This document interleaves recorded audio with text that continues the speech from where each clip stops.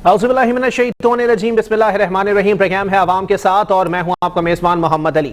नाज़रीन, आज कुछ बात करेंगे कराची सेफ सिटी मंसूबे के हवाले से, क्योंकि जाहिर सी बात है कराची के अंदर अगर सेफ सिटी मंसूबा शुरू हो तो और उसके बावजूद भी सिटीजन्स जो हैं वो सही मानों में सेफ ना हो या उस मंसूबे से इस्तिफादा हासिल नहीं कर पा रहे हों, तो ये मौजूदा हुकूमत की कारकर्दगी पर इब्हाम पैदा कर देता है कि आया इस पे मामलात क्या दिखाई देते हैं।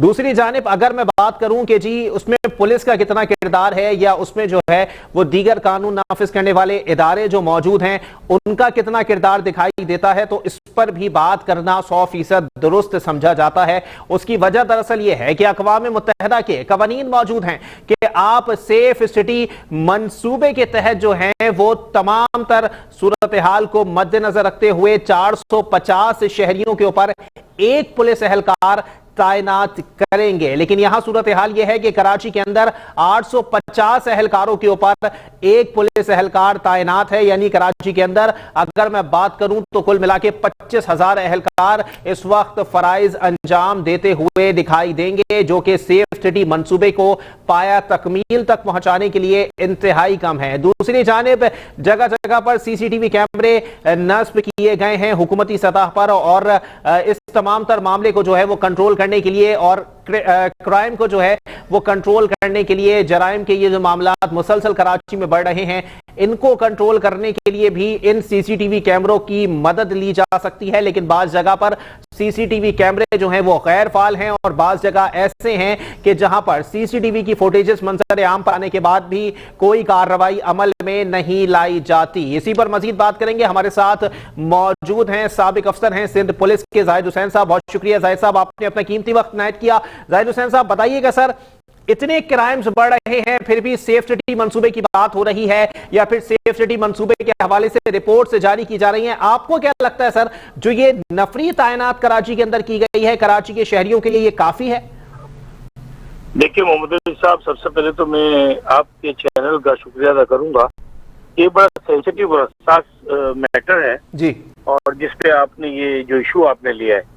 देखिए इस वक्त कराची में बिल्कुल आपने सही कहा, दुरुस्त फरमाया कि जो रोड स्नैचिंग है, रोड रॉबरीज है, उस पर इजाफा हो रहा है। उसकी सबसे बड़ी वजह यह है कि आपके इल्म है ये बात कि पुलिस की सबसे बड़ी जो कारकर्दगी पे जो सवालिया निशान है वो इसी वजह से कि पुलिस की नफरी उतनी नहीं है जितनी होनी चाहिए। यानी आप ये देखिए कि अक़वाम मुत्तहिदा ने जो मेयार सेट किया है जी कि 450 अफराद पे एक पुलिस वाला होना चाहिए जी, जो उनकी सिक्योरिटी करे। जबकि कराची का ये हाल है कि यहाँ पे 900 अफराद पे एक पुलिस वाला है जो उनको सिक्योरिटी फराहम करता है। सही। अब आप इससे अंदाजा लगाइए कि कहाँ 450 और कहाँ 900, यानी डबल फिगर का फर्क आ रहा है कि 900 अफराद पे एक पुलिस वाला। उसमें भी मैं ये समझता हूँ कि वो 900 अफराद पे भी हमारे पास एक पुलिस वाला अवेलेबल नहीं है, जिसकी वजह से क्राइम बढ़ रहा है। देखिए आपको क्राइम कंट्रोल करने के लिए जाहिर बात है आपको एक प्लान बनाना पड़ता है, आपको पेट्रोलिंग लगानी पड़ती है, पिक्चर लगानी पड़ती है, और सिलोन स्टडी आपको जो है वो पेट्रोलिंग करवानी पड़ती है एरिया में, जिससे फर्क पड़ता है जी। अगर ये चीज आपके पास अवेलेबल नहीं है तो फिर आपको सेफ सिटी प्रोजेक्ट पे जाना पड़ेगा। अगर आप सेफ सिटी प्रोग्राम पे प्रोजेक्ट पे नहीं जाएंगे तो फिर ये जो स्नैचिंग है, रोड रॉबरी है और अदर डिकेटीज हैं, इस पे फर्क नहीं पड़ेगा। सेफ सिटी इसलिए जरूरी है कि आप ये देखिए कि बड़ी गुंजान आबादी है कराची में, फ्लैट्स बनते चले जा रहे हैं, आबादी तेजी से बढ़ रही है। तकरीबन मैं ये समझता हूँ कि इस वक्त कराची की आबादी 2.5 करोड़ से 3 करोड़ के दरमियान होगी। सही। जो मेरा अपना एक मेरा आइडिया है कि इतनी आबादी होगी कराची में। अब देखिए कराची में 3 मरतबा सेफ सिटी के लिए कैमरे लगाए गए। पहली मरतबा DHA ने लगाए, दूसरी मरतबा सिटी डिस्ट्रिक्ट गवर्नमेंट ने लगाए, और तीसरी मरतबा जो है वो सिंध गवर्नमेंट के IT डिपार्टमेंट ने ये कैमरे नफ्स किए। लेकिन इसके बावजूद भी आप ये समझ लें कि कराची में इस वक्त जो कैमरों की जरूरत है सेफ सिटी प्रोजेक्ट के लिए वो है 1000 लोकेशन, कम से कम 1000 लोकेशन पे हमें कैमरे, सिक्योरिटी कैमरे, CCTV कैमरे लगाए जाएं जब हमारी कराची जाके कवर होती है। और इस वक्त हमारी कराची में सिर्फ 2000 कैमरे जो है वो नफ्स हैं और 2000 कैमरे जो है वो इंस्टॉल किए गए हैं। 2000 कैमरे सीसीटीवी कैमरे वो इनफ नहीं है सेफ सिटी प्रोजेक्ट के लिए। तो मैं ये समझता हूँ कि सेफ सिटी प्रोजेक्ट इंतहाई जरूरी है। आपने देखा कि जब अमेरिकन सहाफी डेनियल पॉल का जो मर्डर हुआ था, जी जी, उसके बाद इस पे ज्यादा जो है इसकी जरूरत को महसूस किया गया। उसको लियाकताबाद से आपको पता है अगवा किया गया और उसको ले जाके गुलिस्तान जौहर में कहीं उसको मर्डर किया गया। लेकिन पुलिस ने बाद में जब ये जगह आइडेंटिफाई की कि कहाँ से पिकअप किया और कहाँ ले जाके उसका मर्डर हुआ, तो उस वक्त सूरत हाल बहुत आगे जा चुकी थी, यानी तमाम एविडेंस हाथ से निकल चुके थे और तमाम एविडेंस जो थे वो डिलीट हो चुके थे। लिहाजा देखिए सेफ सिटी प्रोजेक्ट में जाना पड़ेगा और जितनी जल्दी हम चले जाएंगे उतनी जल्दी ही जो है वो कौम को रिलीफ मिलेगा जी। और देखिए कराची एक मेट्रोपॉलिटन सिटी है और बड़ी तेजी से इसकी आबादी बढ़ रही है जी। अच्छा, बदलती हुई सूरत हाल में भी आप देखिए, आप ये देखिए कि अफगानिस्तान में जो अभी तालिबान की गवर्नमेंट आई है जी जी, और ये जो अफगानी जो यहाँ रेफ्यूजीज है मौजूद है जी, बिल्कुल अफगान जो मौजूद है यहाँ कराची के अंदर, बिल्कुल बड़ी तादाद मौजूद है। और पहले भी आपने देखा है कि कराची ने इन अफगानी की वजह से, तालिबान की वजह से बड़ा सफर किया था, यानी कि उसमें बहुत सारी तंजीमें हैं। मैं डायरेक्ट किसी का नाम नहीं लेना चाहता, लेकिन हम तो क्राइम की बात कर रहे हैं। तो उसमें फिर ये था कि जाहिर बात है, जब अभी जैसे मिसाल के तौर पे तहरीक तालिबान पाकिस्तान है जी जी, वो माजी में भी इन्वॉल्व रही, आपको पता है कि टारगेट किलिंग में, इसमें उसमें सेक्टेरियन मर्डर्स में, तो ये तमाम चीजें क्राइम में ही आती है ना जी जी, बिल्कुल ऐसा ही है। देखिए चलें ठीक है, जहां तक पुलिस का ताल्लुक है वहां दीगर लॉ एनफोर्समेंट एजेंसीज जो हैं वो भी इसमें अपना किरदार अदा करती हैं। उनकी नजर में जो है वो कराची सेफ सिटी प्रोजेक्ट कितना जरूरी है, इस पर बात करने के लिए हमारे साथ मौजूद हैं मेजर रिटायर्ड शेख मोहम्मद नदीम साहब हमारे साथ मौजूद हैं। बहुत शुक्रिया मेजर साहब, आपने अपना कीमती वक्त रियायत किया। मेजर साहब, आप क्या कहेंगे सर इस सेफ सिटी मंसूबे के हवाले से, क्योंकि जाहिर सी बात है कि अगर खुलेआम इस तरह के वाकयात हों कि स्ट्रीट क्राइम बढ़ रहे हों, एक वक्त में हम लोगों ने टारगेट किलिंग का भूत भी देखा है इस शहर के अंदर, तो अब जो सूरत हाल देखने में आ रही है सर, सेफ सिटी मंसूबे की जो अहमियत है उसको उजागर करना बहुत जरूरी हो गया है, क्या कहेंगे मेजर साहब? देखें, इससे तो किसी को भी इनकार नहीं है। अल्हम्दुलिल्लाह आपको पता है कि आज से अगर आप 4-5 साल पहले चले जाएं, कराची सिटी को देखें तो यहाँ कितनी बदअमनी थी, कितने ज्यादा भत्ताखोरी थी और इंडस्ट्रियलिस्ट यहाँ से भाग रहे थे, ठीक है, लोग यहाँ से जा रहे थे और अपने कारोबार शिफ्ट कर रहे थे दुबई में और दूसरे मुल्कों। आर्मी ने यहाँ पे आके अल्हम्दुलिल्लाह हमारी उसको पीस को मेंटेन किया और प्रिवेल किया कि अभी उसको मेंटेन करें। इसमें अब जो सबसे बड़ा अंसर है कि ये शहर इतना बड़ा है और इसकी इतनी ज्यादा आबादी है कि जब तक इसके ऊपर कंटिन्यूअसली मॉनिटरिंग थ्रू सर्वेलेंस नहीं होती, आप इसको कंट्रोल नहीं कर सकते। खासतौर पे ये क्राइम्स को आप देखिए, दुनिया भर के अंदर इस वक्त जो है टेक्नोलॉजी पे जाया जा रहा है।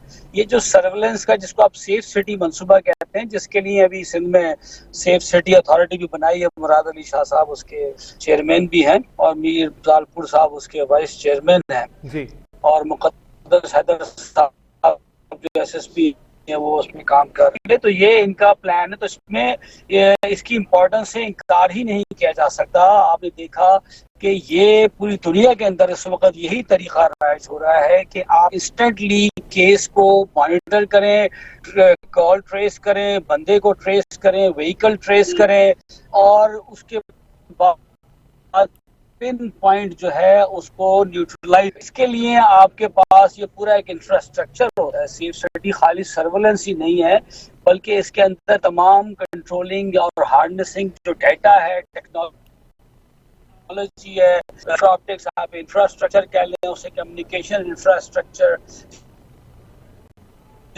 स्पासिंग है, और ये सारी चीजें का एक कॉम्बिनेशन मिलकर सेफ सिटी बनता है। खाली कैमरास नहीं है, तो इसके अंदर ये होता है कि जी कोई भी बंदा किसी भी जगह अगर क्राइम करता है तो उसको उसी वक्त कैमरा पिक करता है, उसको नेशनल डेटाबेस सेंटर से जो सिन्नात्रा का है हमारा, उसके साथ उसको ट्रेस करता है, कंपेयर करता है, उसकी आइडेंटिफिकेशन करता है, उसकी गाड़ी का आइडेंटिफिकेशन करता है, उसकी गाड़ी की नंबर प्लेट को रीड करता है, फेस रिकॉग्निशन करता है और उसके ऊपर इमीडिएटली रिस्पांस जो आपकी क्विक रिस्पांस फोर्सेस होती हैं वो रिस्पॉन्ड करती है। जैसे पाकिस्तान में 15 है जी, जो एरिया की जो नियरेस्ट मोबाइल होगी उसको इमीडिएटली रिपोर्ट आती है, जिसे पैनिक बटन भी कहते हैं। तो ये सारी चीजों का कॉम्बिनेशन मिलकर बनता है और ये बहुत जरूरी है। इतना बड़ा शहर के अंदर आप देखें कि जो पुलिस की इस वक्त स्ट्रेंथ है वो कुछ भी नहीं बनती, ठीक है, जो कि स्टैंडर्ड है कि 450 लोगों पर ये कम अज कम एक कांस्टेबल तो हो, एक पुलिस ऑफिसर तो हो। तो इस वक्त तो बिल्कुल भी उसका कोई हाल नहीं है। 25,000 टोटल पुलिस है जिसमें सारी प्रोटोकॉल के पीछे दौड़ रही होती है। वो आपने भी देखा, मैंने भी देखा। तो ये टेक्नोलॉजी से ही आप तमाम चीजों को हर वक्त सर्विलेंस में रख सकें, मॉनिटरिंग में रख सकें, स्कैनिंग में रख सकें, ट्रेसिंग में रख सकें। देखिए बात दरअसल ये है, मिसाल दी जाती है दूसरे ममालिक की, लेकिन जब हम अपने मुल्क की बात करते हैं तो यहाँ पर मंसूबे बना दिए जाते हैं, कहीं अदालती हुक्म के ऊपर और कहीं जाती इंटरेस्ट को जो है वो मद्देनजर रखते हुए भी ये मंसूबे बना दिए जाते हैं, लेकिन इस पर इंप्लीमेंट नहीं हो पा रहा। ये मंसूबे बनाकर यहाँ बेकार छोड़े जा रहे हैं। इसके हवाले से क्या कहेंगे सर कि मंसूबे बनाना पैसे का ज़िया है या फिर मंसूबे बनाकर उस पे इंप्लीमेंट ना करना ना अहली के जुमरे में आएगा? देखिए यहाँ पर मसला ये है कि जब भी कोई प्रोजेक्ट आता है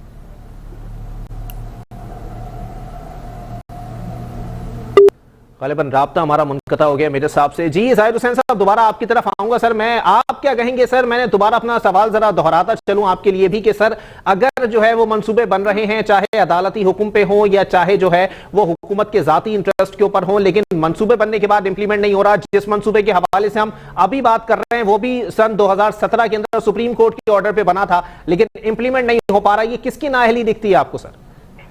देखिए इसमें आपने बड़ी अच्छी बात की कि मंसूबे तो बना लिए जाते हैं जी और मंसूबे अनाउंस हो जाते हैं, लेकिन उन पे इम्प्लीमेंट नहीं होता। अच्छा, उसकी सबसे बड़ी जो बेसिक वजह है, जो प्रॉब्लम है, वो यही है कि यहाँ पे जब कोई बड़ा इंसिडेंट हो जाता है और जिसपे अगर हाई कोर्ट सोमोटो एक्शन ले लेती है या कोई इतना बड़ा इंसिडेंट हो जाता है जिसपे लोग जो है वो रोड पे आ जाते हैं या मीडिया में या सोशल मीडिया पे उसकी डिस्कशन शुरू हो जाती है, तो फिर वो मंसूबे बनाए जाते हैं ताकि इन तमाम चीजों को काउंटर किया जा सके जी। और फिर वक्त इनको खामोश किया जा सके और इनको एक लॉलीपॉप दिया जाए कराची वालों को, जैसे लॉलीपॉप हमेशा दिया जाता है। एक लॉलीपॉप दे दिया जाता है और फिर लॉलीपॉप देने के बाद जब आप कोई मंसूबा अनाउंस कर लेते हैं और मंसूबा कहते हैं कि फला तारीख तक लॉन्च हो जाएगा, तो उसके बाद आवाम खामोश हो जाती है और आवाम यही समझती है कि शायद कुछ हो जाएगा। लेकिन चूंकि देखें, सबसे बड़ी बात है जब तक हमारे में सेंसिटिविटी नहीं आएगी ना, ये पॉलिटिकल इशू नहीं है, ये एक समाजी इशू है जिसकी वजह से हमारी पूरी कौम सफर कर रही है, हमारे बच्चे सफर कर रहे हैं, हम सफर कर रहे हैं, कोई आदमी महफूज नहीं है। और ये गवर्नमेंट इसको जो है वो पॉलिटिकल इशू बना के, कराची को पॉलिटिकल इशू बना के और चीजों को जो है वो सिर्फ अनाउंस की हद तक रखती है, उस पर इम्प्लीमेंटेशन नहीं होती। तो जाहिर हुसैन साहब, अगर ये समाजी इशू है सर, तो समाजी तंजीमें भी इस पर काम कर रही हैं। रोड के ऊपर बहुत सारी एनजीओ ऐसी हैं जिन्होंने ठेका ले लिया इस बात का या फिर ये जिम्मेदारी ले ली है इस बात की कि जी वो सीसीटीवी कैमरे लगाएंगे, या फिर मसाजिद और इमाम बारगाहों की अगर मैं बात करूं तो वहां पर भी फेडरेशन बना दी गई है, वो वहां पर सीसीटीवी लगाती है सर। तो फिर ये इतना बड़ा महकमा किस लिए काम कर रहा है सर? फिर आप मुझे बता दें कौन सा ताला लगाना चाहिए, चाबी वाला या सील वाला? सर बात यही है, मैंने आपसे अर्ज की ना कि जब तक इन चीजों को, जिन चीजों की जरूरत है कौम को, उसको पॉलिटिकल इश्यूज से हटा के उसको संजीदगी से एक एज ए नेशन नहीं लिया जाएगा।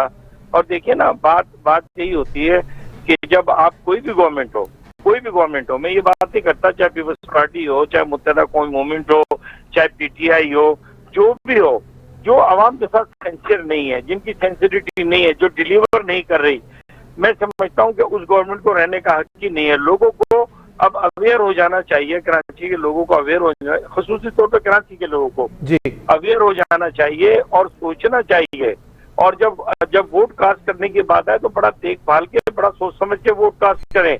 और दूसरा, मैं ये मैसेज दूंगा सिंध गवर्नमेंट को कि सिंध गवर्नमेंट जो है, पाकिस्तान पीपल्स पार्टी जो है, जो हुकूमत कर रही है गुज़िश्ता 17 साल से कराची में वो हुकूमत कर रहे हैं, तो उनको उनसे मैं रिक्वेस्ट करूंगा, वज़ीर आला सिंध से मैं रिक्वेस्ट करूंगा, ये जो सेफ सिटी प्रोग्राम जो अनाउंस हुआ है, जो 2024 में कंप्लीट होना है जी, खुदा इसको कंप्लीट करें। देखें, आपके बच्चे भी इसी शहर में रहते हैं, हम भी इसी शहर में रहते हैं। जब तक आप इस शहर को सेफ नहीं करेंगे, कराची पाकिस्तान का हब है, पाकिस्तान को जो टैक्स कराची कलेक्ट करके देता है वो कोई सूबा भी नहीं देता, पूरा पाकिस्तान मिलके वो टैक्स जो कलेक्शन नहीं कर सकते। तो लिहाजा कराची के साथ कुछ सिंसियर होना पड़ेगा जी। और कराची को एक जो मजाक बनाया हुआ है, इस मजाक को खत्म करके संजीदा हो जाए। संजीदा होना जरूरी हो गया जाहिद हुसैन साहब। मैं बिल्कुल मेजर साहब की तरफ बढ़ूंगा। मेजर जो है वो मेजर नदीम साहब एक बार फिर मेरे साथ मौजूद हैं। बहुत शुक्रिया मेजर साहब, आपने दोबारा ज्वाइन किया है। सर, मैं चाहूंगा मेजर साहब इसके ऊपर भी थोड़ा सा आप जो है वो कमेंट करें सर, कि जो मामला अभी दिखाई दे रहे हैं, क्योंकि कराची की अगर मैं बात करूं तो माजी से लेकर हाल तक, मुस्तकबिल का मुझे पता नहीं है, लेकिन माजी से लेकर हाल तक अगर हम देखें तो कोई ना कोई मसला चलता रहा है। कभी भत्ताखोरी, कभी अगवा बराए तावान, कभी टारगेट किलिंग, और अब स्ट्रीट क्राइम्स चल रहे हैं। आगे कोई और चीज होगी। सर, क्या वजह है? और उसके बाद सेफ सिटी मंसूबे का अगर जो है वो ऐलान हो भी जाए तो इंप्लीमेंट नहीं हो पा रहा है। क्या वजह है सर, क्यों ये मजाक चल रहा है कराची के साथ? सर, ये है करप्शन एंड करप्शन और लैक ऑफ गवर्नेंस। ठीक है, जब तक गवर्नमेंट में विल नहीं होगी, ईमानदारी नहीं होगी, यहाँ ईमानदार हुक्मरान नहीं आएंगे, गवर्नमेंट के अंदर ईमानदार लोग नहीं होंगे, हॉनेस्ट लोग नहीं होंगे, ट्रांसपेरेंसी नहीं होगी, ये कोई भी चीज यहाँ पे कामयाब नहीं होगी। इसलिए कि हर चीज बदनीयती पे मुश्तमिल हो चुकी है जी। हर चीज में यही होता है कि मनपसंद अफराद को ठेके दे दिए जाएं, अपने खुद ही जानने वालों को ठेके लिए जाएं, कमीशंस बनाए जाएं। जब ये सारी चीजें होती हैं तो कोई भी जो काम करने वाला होता है उसके पैसे सारे इधर उधर चले जाते हैं। जो असल ठेका होता है या काम करने का जगह होती है वहाँ उसके पास बचता ही कुछ नहीं, इसलिए वो तमाम प्रोजेक्ट्स नाकाम हो जाते हैं। कराची बदकिस्मती से इस वक्त लैक ऑफ गवर्नेंस का शिकार है। इतने अरसे से पीपल्स पार्टी है। आपने देखा है कि सुप्रीम कोर्ट के चीफ जस्टिस साहब ने क्या रिमार्क्स दिए जी। उन रिमार्क्स को भी ध्यान में रखें कि वो खुद उन्होंने कहा है कि जनाब सिंध गवर्नमेंट तो कोई भी काम करने पर तैयार नहीं है, ना किसी को काम करने देना चाहती है। तो जब ये हालत हो गवर्नेंस की, किसी जगह के ऊपर गवर्नमेंट ही ना हो, तो फिर कैसे कोई प्रोजेक्ट या जो कैसे, इसीलिए भत्ताखोर और इसीलिए ये हर थोड़े अरसे के बाद एक नई वबा कराची में सामने आ जाती है जो किसी ना किसी तरह से जो है वो शहरियों को तंग करती है। आपने देखा है स्ट्रीट क्राइम्स की वबा है, आपने देखा है कि भत्ताखोरी की वबा है, ठीक है, गैंग वॉर्स की वबा है। तो ये उस वक्त तक चलता रहेगा जब तक कोई आपकी ईमानदार दयानतदार गवर्नमेंट नहीं आती जिसको आम इंसानों का ख्याल होगा। इससे तो ये सीपैक शायद इस शहर को जो है वो प्रोटेक्टेड कर दे कि सीपैक के चक्कर में, चाइनीज को नवाजने के चक्कर में गवर्नमेंट या फेडरल गवर्नमेंट या प्रोविंशियल गवर्नमेंट कुछ काम कर दे कि जी पोर्ट तक उनके जहाज़ों की, उनके ट्रॉलर्स की जो है वो सेफ्टी बनाई जाए। तो उस चक्कर में शायद कराची वाले भी महफूज हैं। तो आपको भी इसमें लगता है कोई इबाम मौजूद है सर? क्योंकि आप कह रहे हैं कि शायद कुछ हो सकता है, यकीनन का अब भी आप जो है वो सबूत नहीं दे सकते सर। देखिए, इसमें ये जो सेफ सिटी का मंसूबा है इसमें थोड़ा सा मुझे उम्मीद है, क्योंकि ये इन्होंने फेडरल को दिया हुआ है कॉन्ट्रैक्ट, ये national radio and telecommunication authority है जी। ठीक है, हाँ, अगर इसमें सिंध का ही कोई इदारा मुलविस होता या कोई प्राइवेट फर्म होती तो मुझे इसमें भी बहुत ज्यादा करप्शन नजर आती, लेकिन इसमें करप्शन के चांसेस जरा कम हैं। और शायद वो वजह वही थी कि उनको एस्टैब्लिशमेंट की तरफ से भी ये इशारा था कि इसमें जो प्राइवेट सीक्रेसी है और डाटा है वो कंप्रोमाइज होने के चांसेस हैं अगर आप किसी प्राइवेट कंपनी को देते हैं। तो इसलिए इनकी कंपल्शन बन गई कि ये नेशनल रेडियो एंड टेलीकम्युनिकेशन को दिया है। तो शायद ये बेल मुझे चढ़े मुझे दिखाई दे रही है और ये होपफुली 2024 तक हो जाएगा। फिर सीपैक वगैरह के प्रोजेक्ट में इन सबकी इम्प्लीमेंटेशन जरूरी है जी, इसलिए इनको मजबूरन ये करना पड़ेगा, अदरवाइज इनके अंदर विल कोई नहीं है, ना ही ऐसी कोई डिटर्मिनेशन है कि ऐसी कोई चीज करें जिससे आम आदमी को फायदा पहुंचे। ठीक है मेरे साहब, आप मेरे साथ लाइन पर रहिएगा। जाहिद हुसैन साहब आप भी मेरे साथ लाइन पर रहिएगा। एक ब्रेक के लिए मुझे कहा जा रहा है, ब्रेक के बाद प्रोग्राम को यहीं से कंटिन्यू करेंगे। सेफ सिटी मंसूबे को अगर बेहतर बनाना है या इस पर इंप्लीमेंट करवाना है, जो कि 2024 तक का जो है वो ऐलान किया गया है कि मुतवक्के है कि 2024 तक इस मंसूबे के ऊपर जो है वो काम मुकम्मल हो सकता है, तो उसके लिए वाज़े तौर पर जरूरी है कि इकदाम किए जाएं। लेकिन सीपैक से रिलेटेड जो चीजें जो है वो सामने आ रही हैं, इसको जो है वो इससे साथ कंसर्न किया जा सकता है कि आया इन मामलात को लेते हुए सेफ सिटी मंसूबे पर शायद 2024 तक इंप्लीमेंट हो सकता है। इस पर मजीद बात करेंगे एक ब्रेक के बाद। प्रोग्राम को यहीं से कंटिन्यू करेंगे।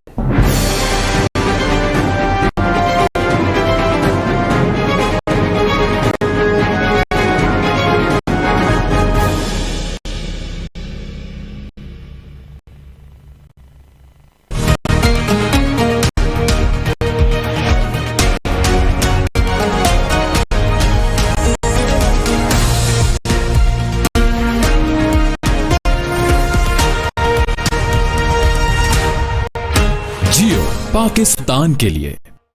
मैं जानती थी कि शहजाद के दिल में सुराख है, इसीलिए इलाज के लिए पैसे इकट्ठे कर रही थी। शहजाद के पास वक्त कम था और मेरे पास पैसे। उस दिन इमरजेंसी में न जाने कैसे मैं इंडस हॉस्पिटल पहुंच गई। मुझे डर था कहीं मेरी गुर्बत शहजाद की जिंदगी न ले ले। आप क्यों परेशान हैं? शहजाद बिल्कुल ठीक है। लेकिन मुझसे तो किसी ने पैसे नहीं मांगे, बल्कि मुझे शहजाद की सेहत से माला माल कर दिया। इंडस हॉस्पिटल में अल्लाह की रजा के लिए काम होता है। आपके दिए हुए एहतियात और इमदाद से लाखों मरीज मुफ्त और मियारी इलाज से मुस्तफीद हो चुके हैं। अपनी ज़कात और एहतियात इंडस हॉस्पिटल को दें ताकि कीमती जिंदगियां सिर्फ पैसों की वजह से जान की बाजी न हार जाए। हैं लोग वही जहां में अच्छे आते हैं जो काम दूसरों के। इंडस हॉस्पिटल, रिश्ता नहीं एहसास जरूरी है।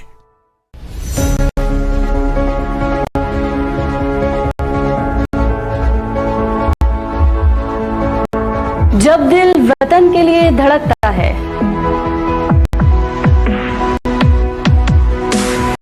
तब खुद से भी लड़ना पड़ता है।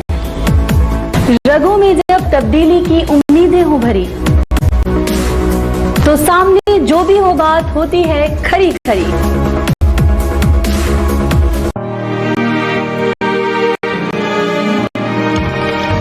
जियो पाकिस्तान के लिए। I think our youth desperately needs such a strong platform which will help them have healthy debates, give them an informative news channel and so more. जियो पाकिस्तान के लिए। बदल गया है खबरों का अंदाज, नए जोश नए जज्बे के साथ, नई उम्मीद नए हौसले के साथ हर खबर होगी तब और भी दमदार। हर हकीकत आप तक पहुंचाने के लिए हम हैं तैयार। स्टार न्यूज, दमदार न्यूज।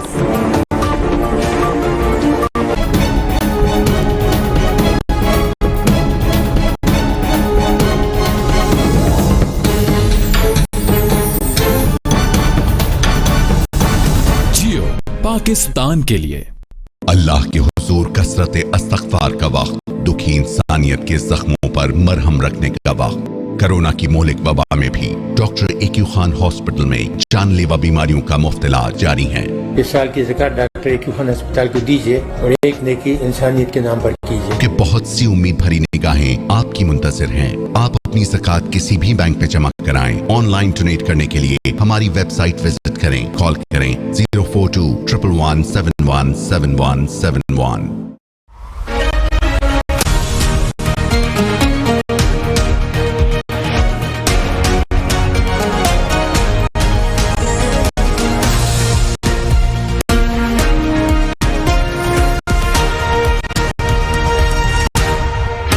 जियो पाकिस्तान।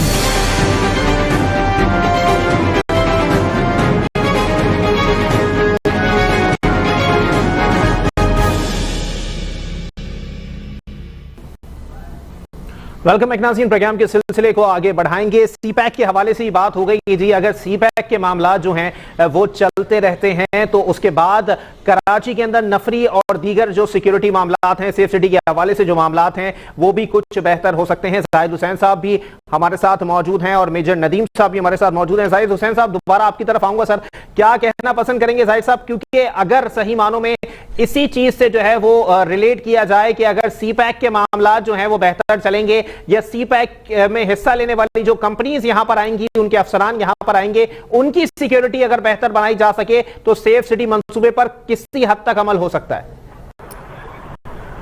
देखिए, आपने बिल्कुल मेजर साहब ने जो एक बात की, बड़ी सही बात इन्होंने की मेजर साहब ने। देखिए, एनआरटीसी को जो कॉन्ट्रैक्ट दिया गया है और एनआरटीसी की जो जिम्मेदारी लगाई गई है वो बहुत बेहतर काम किया गया है। और मैं समझता हूँ कि एनआरटीसी की वजह से और नेब की वजह से, दो चीजें नोट कीजिएगा, एनआरटीसी और नेब जी। नेब की वजह से शायद ये जो सेफ प्रोजेक्ट मंसूबा है ये पाए तकमील तक पहुंचेगा, क्योंकि चाइना की डिमांड है, ये चाइना की डिमांड है। चाइना ने ये कराची के जो हालात हैं, जो माजी में कराची में भत्ताखोरी, टारगेट किलिंग, सेक्टेरियन मैटर्स और मसाजिद इमाम बारगाह में जो मर्डर्स, ये तमाम चीजें जो हो रही थी, ये चाइना की डिमांड थी कि तमाम चीजों को खत्म किया जाए और कराची को बिल्कुल साफ किया जाए ताकि हमारी जो इन्वेस्टमेंट कंपनीज हैं वो आगे कराची में काम कर सके। हमारे इंजीनियर्स, हमारे लोग जो चाइना से आएंगे, जो कंपनी आएंगी, वो सेफ नहीं रहेंगी। और उसी के मद्देनजर कराची में पाकिस्तान आर्मी ने जो काम किया, पाकिस्तान रेंजर्स ने जो काम किया, उनके साथ मिलकर पुलिस ने जो काम किया और जो परफॉर्म किया, वो एक मिसाली काम किया है कि कराची को तमाम चीजों से पाक किया जी, कराची को दहशतगर्दी से पाक किया, कराची को अब ये जो थोड़ी बहुत ये जो रोड रॉबरी है, ये जो अब रोड स्नैचिंग बढ़ रही है, उसकी वजह सिर्फ ये है कि देखिए मुआशी हालात कराची में बेहतर नहीं है। कराची को कोई पैकेज नहीं दिया जा रहा, कराची के साथ गवर्नमेंट कोई सेंसिटिविटी नहीं है, सिंध गवर्नमेंट की। कराची को खंडर बना दिया गया है, जॉब्स नहीं है। आप देखें कराची में जॉब्स नहीं है लड़कों के पास, गवर्नमेंट जॉब्स के लिए डोमिसाइल इंटीरियर का मांगते हैं। तमाम रिस्ट्रिक्शन लगा दी गई है कि कराची का डोमिसाइल होना ही नहीं चाहिए, और जहाँ कराची एक का नाम आता है और जहाँ कराची के डोमिसाइल की बात होती है तो वहाँ ये कहते हैं कि पूरे सिंध का डोमिसाइल होना चाहिए। तो जाहिद हुसैन साहब, आप भी एक कराची आइट हैं और आप जैसे पता नहीं कितने अफसरान जो हैं वो सिंध पुलिस में अब भी डिलीवर कर रहे हैं सर, तो उनका ताल्लुक भी कराची से ही है सर। वो किस तरह भर्ती हो गए, वो दौर अलग था या ये दौर अलग है? देखिए हम जब भर्ती हुए थे तो हम ज़ियाउल हक साहब के दौर में भर्ती हुए थे 1985 में एज एएसआई में मेरिट पे अपॉइंट हुआ। एज एएसआई से मैंने अपने करियर का आगाज किया और पाकिस्तान कमांडोज से प्रोफेशनल ट्रेनिंग ली और उसके बाद जितने प्राइम मिनिस्टर ऑफ पाकिस्तान गुजरे नवाज शरीफ तक। तो जाहिद हुसैन साहब, अभी फिर ये भी तो बताएं ना सर कि मुसलसल भर्तियां चल रही हैं, फिर भी नफरी पूरी नहीं होके दे रही, मतलब शहर की आबादी भी बढ़ रही है, नफरी भी बढ़ाई जा रही है, फिर भी मामला दुरुस्त समत में क्यों नहीं आ रहे हैं सर? और प्रोटोकॉल का कितना किरदार इसमें रह सकता है? सर यही बात है कि देखिए, जब तक आप प्रोटोकॉल्स को पुलिस से अलहदा नहीं करेंगे, यानी प्रोटोकॉल्स का अब सिक्योरिटी डिपार्टमेंट है ना, सिक्योरिटी डिपार्टमेंट के साथ साथ एक प्रोटोकॉल का भी डिपार्टमेंट बना दें जी। पुलिस प्रोटोकॉल का डिपार्टमेंट अलग करते हैं, बिल्कुल सेपरेट करते हैं और उसकी नफरी अलहदा भर्ती करें। और जो सेफ सिटी के लिए आप नफरी लाना चाहते हैं, जो क्राइम के लिए लाना चाहते हैं, आप सबसे पहले तो जो बेसिक यूनिट है पुलिस का, वो होता है थाना जी, पुलिस स्टेशन। आप बेसिक यूनिट आपका जो थाना है उसको तो आपने कमजोर किया हुआ है, ना वहाँ नफरी है, ना मोबाइल है पेट्रोलिंग के लिए, ना वहाँ कोई उनके पास सीसीटीवी कैमराज है, ना कोई उनके पास जो है लेटेस्ट वेपन है। तो आप जब तक बेसिक यूनिट को सही नहीं करेंगे, नफरी बढ़ाएंगे नहीं और ये जो सेफ सिटी प्रोजेक्ट को की तकमील नहीं करेंगे तो आप कैसे कंट्रोल करेंगे? आप देखें, मैं चाइना की आपको मिसाल देता हूँ कि चाइना ने सेफ सिटी प्रोजेक्ट से तमाम क्राइम को कंट्रोल कर लिया। चाइना की ये मिसाल है कि चाइना में अगर कोई आदमी कहीं से चोरी करता है तो सीसीटीवी कैमरास के जरिए पुलिस उसके घर तक पहुंच जाती है कि इस आदमी ने अगर मिसाल के तौर पर लाइट हाउस से एक मोबाइल छीना जी, तो सीसीटीवी कैमरा चेक करते ले जाता है कि ये शाह फैसल कॉलोनी ब्लॉक 2 में मकान नंबर फला में दाखिल हुआ। मुझे बताएं फिर कैसे क्राइम होगा? तो जाहिद हुसैन साहब देखिए, चलें ठीक है, आप कह रहे हैं ना वेपन है, ना जो है वो टेक्नोलॉजी है, ना जो है वो नफरी है, तो इतना बजट जो ये होम डिपार्टमेंट के लिए मुख्तस किया जाता है सर, इसको आप किस नजर से देख रहे हैं सर कि ये इंतजामी नाअहली है या हुकूमती नाअहली है? सर ये इंतजामी नाअहली है, हुकूमती नाअहली है, और तमाम बेईमानी का काम है, ब्राइब का काम है, रिश्वत का काम है। आप देखिए ना, नेब में जो केसेस बने हुए हैं, इतने सारे केसेस लोगों पे चल रहे हैं जी, जिनसे रिकवरीज नहीं हो पा रही, वो किस किस्म के केसेस हैं? यही केसेस तो है। आज हमारी कौम को, मैं आपको एक बात बताना चाहता हूँ, हमारी कौम को आज किसी पढ़े लिखे आदमी की जरूरत नहीं है, हमें आज ईमानदार लोगों की जरूरत है इस मुल्क को। हमें अगर ईमानदार कमांड मिल जाए, ईमानदार लोग मिल जाए, जो ऑनेस्ट हो, जो लॉयल हो अपनी कौम के साथ, अपनी नेशन के साथ, तो शायद इस मुल्क की तकदीर बदल जाए। यहाँ पे हमें हो गया पैसा फोबिया जी, पैसा फोबिया समझते हैं आपके, पैसा कमाने की बीमारी जी, ये बीमारी हो गई है, और ये बीमारी बड़ी बुरी बीमारी है। और इसको खत्म करने के लिए देखें, जो क्राइम ऊपर से नीचे आता है वो कभी खत्म नहीं होता। मिसाल के तौर पे अगर मेरा आईजी रिश्वत लेगा, तो मैं एक डीएसपी हूँ, मेरे में तो जरूरत नहीं है कि मैं आईजी साहब को बोलूँ आप रिश्वत क्यों ले रहे हैं। सही, मैं तो नहीं बोल सकता। हाँ, अगर मेरा सिपाही मेरा एसएचओ रिश्वत देगा तो मैं उसको बुला के बाज़ेबत कर सकता हूँ। अब आप अंदाजा लगाएं कि यहाँ क्राइम का क्या मामला है। यहाँ तो प्रेसिडेंट, प्राइम मिनिस्टर, तमाम मिनिस्टर सारे के सारे इन्वॉल्व है। आप नेब में जो केसेस बने वो क्या किसी सिपाही के खिलाफ है? क्या वो मेरे और आपके खिलाफ है? सारे केसेस तो हमारे उन हाई ऑफिशियल्स के खिलाफ है जो हमारे। तो जाहिद हुसैन साहब, चेक इन बैलेंस भी तो रखा जा रहा है ना। अगर आज जो है वो कोई एसएचओ दिख जाता है जिसकी गाड़ी चोरी होती है, बाद में पता लगता है कि वो गाड़ी ही 68 लाख रुपए की है, तो उसके ऊपर कार्रवाई होती है, उसको सस्पेंड किया जाता है। इस तरह का चेक इन बैलेंस या इस तरह की दीगर मिसालें भी तो मौजूद है, लेकिन कहां तक पकड़ते फिरेंगे? सर बात यह है कि मैं तो एक बात करता हूँ कि जब ये देखिए ना, चेक एंड बैलेंस तो उस वक्त होना चाहिए ना कि मिसाल के तौर पे आप चेक एंड बैलेंस को छोड़े ना, आप किसी एसएचओ को पोस्ट करते हैं तो जाहिर बात है वो किसी इलाके में ही जाके एसएचओ लगता है ना जी, इलाके में परफॉर्म करता है। तो आप पुलिस लाइजन कमेटी इलाके की क्यों नहीं बनाते? इलाके के लोगों की आप बात क्यों नहीं सुनते? आपको इलाके के लोगों, अमेरिका की तरह आपको जो है इलाके के लोगों को पार्टी बनाना पड़ेगा। आपको पीस के लिए जो है, जैसे ये अभी जो कमेटी बनाई थी जी, तमाम उसमें डिस्ट्रिक्ट में कमेटी बनी है, लाइजन कमेटी जो बनी हुई है जी, आप मुझे बताया वो काम ही नहीं कर रही। वो इसलिए काम नहीं कर रही कि उनकी सुनवाई नहीं है। आप जब पब्लिक को शेयर होल्डर बना देंगे, तमाम कामों में पब्लिक को शामिल कर लेंगे, तो एसएचओ की कंप्लेन तो आपको आराम से मिल सकती है। सब बता सकते हैं एसएचओ काम करता है, सोता रहता है या पैसे लेता है, क्या करता है। तो आप उसकी चेक एंड बैलेंस तो है ही नहीं।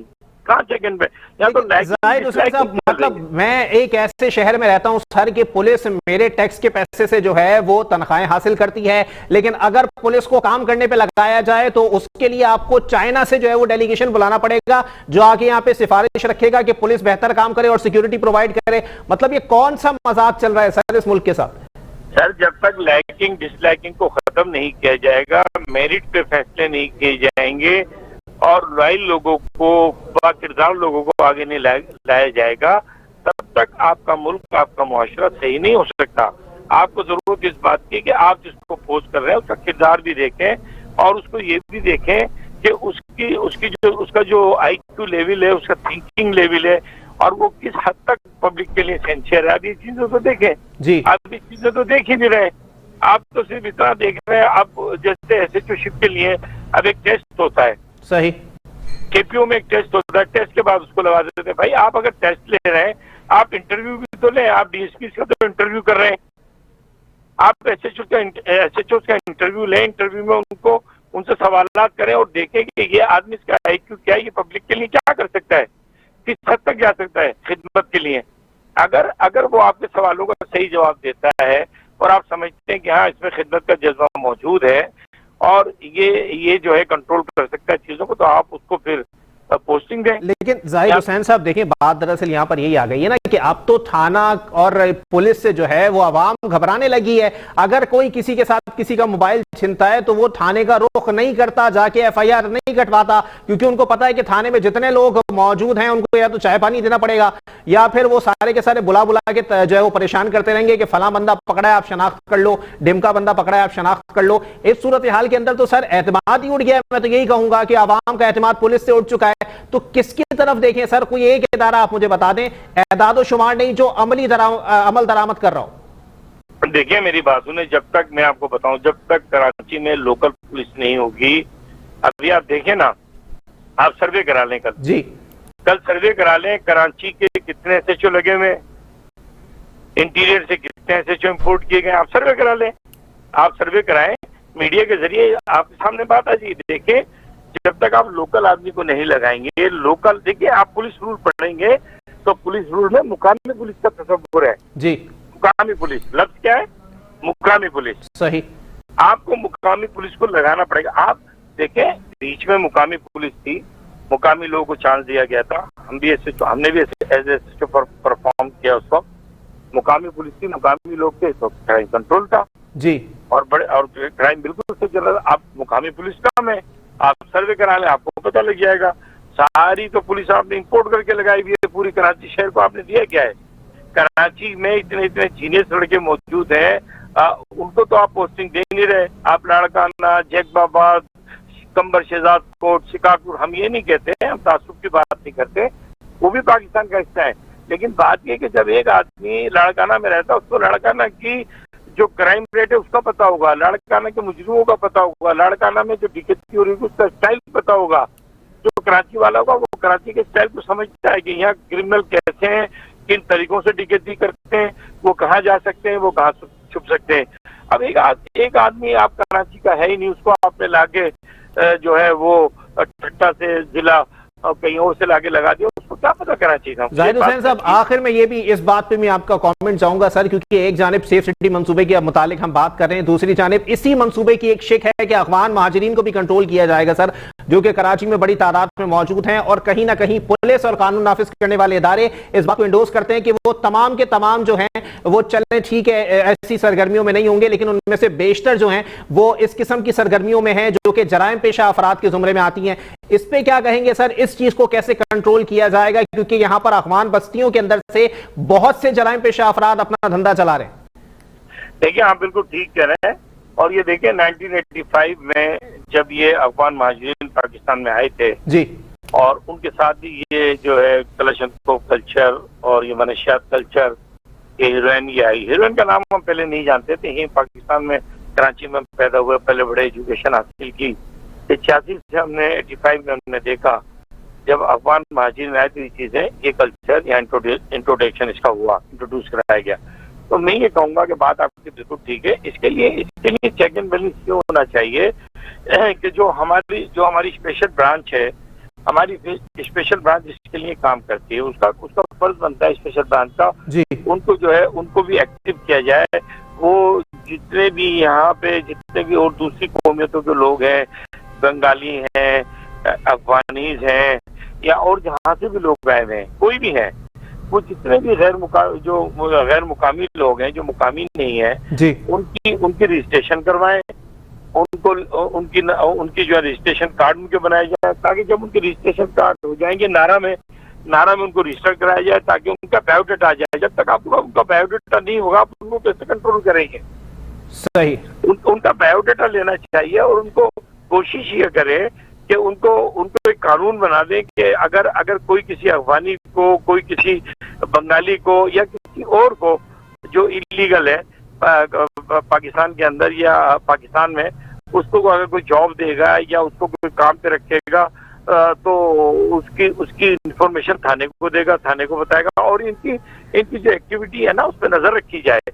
और ये काम इलाके के थाने का है, ये इतना बड़ा काम है। इतना बड़ा काम तो नहीं है, लेकिन आजकल तो सियासी जमात के जो है वो बहुत सारे वर्कर्स और रहनुमा भी आजकल अफगानी जो है वो तस्वुर किए जा रहे हैं या फिर अफगानियों से ही आए हैं। बहुत शुक्रिया जाहिद हुसैन साहब, साबिक अफसर सिंध पुलिस हमारे साथ मौजूद थे, आपने अपना कीमती वक्त इनायत किया। इसके अलावा मेजर रिटायर्ड नदीम शेख साहब भी हमारे साथ मौजूद रहे, उन्होंने भी अपना मौके पेश किया कि आया अगर पुलिस काम कर रही है तो लॉ इन्फोर्समेंट एनफोर्समेंट एजेंसीज जो हैं इस मामले को किस तरह से देख रही हैं, इस मंसूबे को किस तरह से देख रही हैं। उनका कहना यह था कि जितने मामलात इस वक्त कराची के तनाजुर में और कराची के हालात के तनाजुर में दिख रहे हैं, उन तमाम तर चीजों को देखा जाए तो सी पैक से उसको काफी रिलेट किया जा रहा है, क्योंकि अगर चाइनीज कंपनियां और चाइनीज कंपनी के जो अफसरान हैं वो यहां आएंगे, उनके जो इंजीनियर्स हैं वो यहां पर आएंगे रहेंगे, तो उनको सिक्योरिटी प्रोवाइड करना 100% पाकिस्तान की पुलिस और लॉ इन्फोर्समेंट एजेंसीज की जिम्मेदारी बनेगी, जिसके लिए जिस हद तक भी जाना पड़े जाया जाएगा। बताया यह भी जा रहा है कि जब ये मंसूबे अपने पाया तकमील तक पहुंचना शुरू हो जाएंगे तो कराची के अंदर बड़े पैमाने पर पुलिस एहलकार और अफसरान भी भर्ती किए जा सकते हैं। दूसरे टॉपिक की तरफ बढ़ेंगे, क्योंकि मैं मुसलसल जबरी वैक्सीनेशन के हवाले से बात कर रहा हूं कि आया लोग जो है वो कभी एहतजाज कर रहे हैं, कभी अदालतों का रुख कर रहे हैं। इस बार भी यही मामला देखने में आया है कि जबरी वैक्सीनेशन के खिलाफ एक वकील की जानिब से जो है वो दरखास्त सिंध हाई कोर्ट में दायर की गई थी और दरखास्त काबिल समाअत होने या ना होने पर फैसला महफूज किया गया है और कुछ दिनों बाद ये फैसला सुना दिया जाएगा कि उस पर समाअत हो सकती है या नहीं हो सकती। जबकि जिस वकील की जानिब से जो है ये दरखास्त दायर की गई है उन्होंने वाजे किया है कि वो वैक्सीनेशन के खिलाफ नहीं है, वो जबरी वैक्सीनेशन के खिलाफ हैं, जो कि मुसलसल देखने में आ रही है कि जी अगर आप जो हैं वो वैक्सीनेशन नहीं करवाएंगे तो आपके ऊपर ये पाबंदियां लग सकती हैं। 1 अक्टूबर से इसी किस्म के वाकयात आप देखने में आएंगे, क्योंकि 1 अक्टूबर से जो वैक्सीनेशन कराने वाले लोग नहीं हैं, जिन्होंने अब तक वैक्सीनेशन नहीं कराई है या उनकी 1 या 2 डोजेज ही रह गई हैं, तो उन तमाम तर लोगों को पाबंदियों का सामना करना पड़ेगा, उनको सफरी पाबंदियों का सामना करना पड़ेगा। वो किसी गेस्ट हाउस में नहीं रह सकते, वो किसी होटल में नहीं ठहर सकते, वो किसी रेस्टोरेंट में जाके इंडोर या आउटडोर डाइन इन नहीं कर सकते हैं। ये तमाम तर सूरत हाल जो है वो देखने में आएगी। इसी पर मजीद बात करेंगे। हमारे साथ मेडिकल टेक्नोलॉजी के हवाले से पाकिस्तान में बहुत काम कर रहे हैं डॉक्टर उमर जिलानी साहब मौजूद हैं, माहिर सेहत हैं। बहुत शुक्रिया उमर जिलानी साहब, आपने अपना कीमती वक्त इनायत किया। डॉक्टर साहब क्या कहेंगे सर, क्योंकि जबरी वैक्सीनेशन के हवाले से सारी बातें हो रही हैं, 1 अक्टूबर से जो है वो पाबंदियां आयद करती जाएंगी। अगर यही वैक्सीनेशन का अमल जो है वो माजी में भी देखा जाए, पोलियो की वैक्सीनेशन होती रही है, हेपेटाइटिस की होती रही है, इस किस्म की पाबंदियों का इतलाक नहीं किया जाता था ऐसे लोगों पे जो वैक्सीन नहीं लगवाते। बिस्मिल्लाहिर्रहमानिर्रहीम, अस्सलाम वालेकुम। सबसे पहले तो मैं अली भाई आपका इंतहाई मशकूर हूँ कि आपने मुझे अपने प्रोग्राम में मदऊ किया। सेकेंडली जो आपने बात की ये कोविड की वैक्सीनेशन से रिलेटेड एनसीओसी का जो इजलास हुआ, जिसके अंदर असद उमर साहब ने ये डिसाइड किया अपनी टीम के साथ कि 1 अक्टूबर से जो लोग जिन्होंने वैक्सीनेशन नहीं करवाई उनके खिलाफ इंतहाई सख्त इकदाम किए जाएंगे। सख्त इकदाम से मुराद ये है कि बहुत सी जो फैसिलिटीज उनको प्रोवाइड की जा रही हैं, जैसे कि डाइन इन डाइन आउट की सहूलियात हो गई, अंदरून मुल्क बैरून मुल्क सफर, स्पेशली बिजनेस कम्युनिटी के लिए बड़ी प्रॉब्लम हो जाएगी इससे। और इसके अलावा शॉपिंग मॉल में वो एंट्री नहीं कर सकते, शादी हॉल में शादी अटेंड नहीं कर सकते, तो बहुत सी सख्तियां कर दी गई हैं। अच्छा, एक पर्सपेक्टिव से देखा जाए तो ये सख्तियां अच्छी भी हैं। अच्छे किस सेंस में है कि लोगों को वैक्सीनेशन के लिए वो जो है फोर्स किया जा रहा है इनडायरेक्ट वे में। लेकिन दूसरी तरफ अगर देखा जाए कि कुछ लोग, बहुत से लोग ऐसे हैं जो वैक्सीनेशन नहीं कर पाएंगे, उनके लिए इंतहाई मुश्किलात जो है ना वो क्रिएट हो जाएंगी। तो गवर्नमेंट को फिलहाल चाहिए कि थोड़ा सा गैप दे। सही है, इतनी जल्दी आप 22 करोड़ 23 करोड़ की आबादी को अगर आप फौरन कहेंगे कि 1 अक्टूबर तक कर लें, अभी तक 3-4 करोड़ की आबादी का वैक्सीनेशन हो चुकी है, आप किस तरीके से वो ऐसे पॉसिबल होगा कि आप 22 करोड़ की आबादी 1 अक्टूबर तक कर दें। तो जिस तरीके से मुख्तलिफ FBI और मुख्तलिफ डिपार्टमेंट हर चीज में तोसी देते हैं, तो उनको चाहिए कि थोड़ी तोसी दें। गवर्नमेंट को थोड़ा सा हल्कात रखना चाहिए। माना कि गवर्नमेंट की इस वक्त जो एफर्ट्स है वो काफी सिंसियर एफर्ट्स कर रही है इस मामले में, लेकिन उनको चाहिए कि थोड़ा सा गैप दें या थोड़ा सा 1-2 महीने की एक्सटेंशन दें, उसके बाद रेगुलर स्लोली बेस पे ये पाबंदियां आयद की जाए। लेकिन डॉक्टर साहब यहाँ पर देखें, बात दरअसल ये है, चलें ठीक है, हुकूमत जो इकदाम कर रही है सिंसियरिटी के साथ कर रही है, बिल्कुल उसको जो है वो खिराज तहसीन पेश करना चाहिए। लेकिन सर यहाँ पर अवाम का खौफ भी मायने रखता है। अगर अवाम जो है वो खौफ में मुब्तला है कि जी हेपेटाइटिस की जब वैक्सीन नहीं लगवाई जाती थी ऐसा कोई मसला नहीं होता था कि हम कहीं शादी में नहीं जा सकते या कहीं बैठ के खाना नहीं खा सकते, ये सिर्फ कोविड-19 की वैक्सीन के हवाले से ये इकदाम क्यों किए जा रहे हैं कि अगर सिर्फ यही वैक्सीन नहीं लगवाएंगे तो आपको ना आने दिया जाएगा, ना जाने, ना खाने, ना रहने, कुछ नहीं करने दिया जाएगा। ये क्यों पैदा किया जा रहा है आवाम के अंदर? क्योंकि जो सोच मुरत्तब हुई हुई है उसको तो परवान चढ़ाया जाएगा इस तरह के इकदाम से। देखिए, सबसे पहले तो इस तस्वीर के 2 रुख हैं। पहला रुख तो ये है कि एक इंटरनेशनल लॉबी के तहत ये सब किया जा रहा है। देखिए आप और हम जानते हैं कि हम एक नॉर्मल लाइफ को जी रहे थे, ठीक है, अचानक से ये कोविड का फेस किस तरीके से आ गया, ठीक है, कोई एक ऐसी बीमारी जो पूरी दुनिया को टेक ओवर कर जाती है, कैसे है? देखिए पहले दौर में जो जंगें की जाती थी ना वो कन्वेंशनल वॉर्स होती थी, अब के दौर में जो जंगें की जा रही है ना वो बायोलॉजिकल वॉर्स हैं। तो हम ये बायोलॉजिकल वॉर्स के फेज में दाखिल हो चुके हैं। अब अगर लेट्स सपोज एक मुल्क को तबाह किया करना है या बहुत से मुल्कों को या एक स्पेसिफिक लॉबी कुछ एरियाज को जो है डिस्ट्रॉय करना चाहती है, तो वो आपके ऊपर टैंक्स, आपके ऊपर बम्स, आपकी आर्मी के थ्रू नहीं करेंगे, वो इसी तरीके से करेंगे कि बहुत सी इकोनॉमिकल डाउनफॉल हो जाएगा, बहुत सी बायोलॉजिकल वॉर्स होंगी, तो इस तरीके से अच्छा तमाम चीजें। उमर जिलानी साहब, यहाँ पर यह भी सवाल पैदा होता है, जैसे कि आपने मेरे इंट्रो में ही सुना होगा कि जी एक वकील की जानिब से बाकायदा दरखास्त भी दायर की गई है कि हम वैक्सीनेशन के खिलाफ नहीं है, जबरी वैक्सीनेशन के खिलाफ हैं।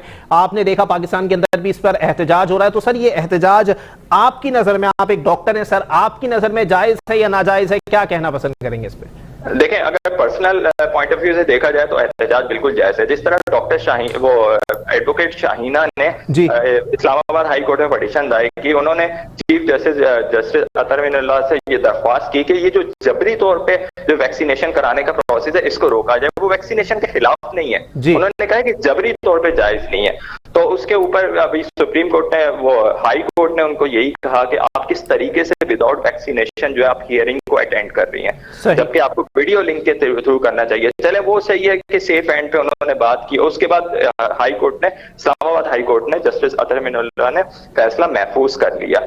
तो जबरी तौर पे जो हम ये जो गवर्नमेंट कर रही है ना, यहाँ पे थोड़ी सी मिस्टेक कर रही है। इस तरीके से इसमें इसकी वजह से लोगों में खौफ बहुत पैदा होगा और लोगों में गम गुस्सा पैदा किया जा रहा है। सही है, अब बीमारी इस तरीके से तो बहुत सी एड्स बीमारी है, कैंसर बीमारी, बहुत सी दूसरी बीमारी है, लेकिन उसके ऊपर गवर्नमेंट इतना सीरियस नहीं हो जितना इस बीमारी पे सीरियस हो रही है। तो क्या वजह है कि इतनी महंगी वैक्सीन फ्री में दी जा रही है और बहुत सी चीजें की जा रही हैं, तो इस तरीके से गवर्नमेंट ना लोगों के खिलाफ अपने ना राय कायम कर रही है। तो बेहतर है कि जबरी तौर पे ना किया जाए, लोगों को अवेयरनेस प्रोवाइड की जाए, मुख्तलिफ एनजीओ मुख्तलिफ वेज में लोगों को अवेयरनेस प्रोवाइड की जाए कि आपके लिए अच्छा है, आपके बेनिफिशियल है। जो लोग वैक्सीन नहीं करवा रहे, बेहतर है कि करवा लें, तो उनके लिए आगे से लाइफ उनकी सिक्योर हो जाएगी और दूसरे लोगों को भी सिक्योर हो जाएगी। ठीक है, बहुत शुक्रिया डॉक्टर उमर जिलानी साहब, माहिर सेहत हमारे साथ मौजूद थे। अगर सही मानों में इस वैक्सीन के हवाले से एक नरम रवैया इख्तियार किया जाए या एक नरम तरीक़ेकार इख्तियार किया जाए तो बेहतर होगा। तमाम माहिरीन सेहत की जानिब से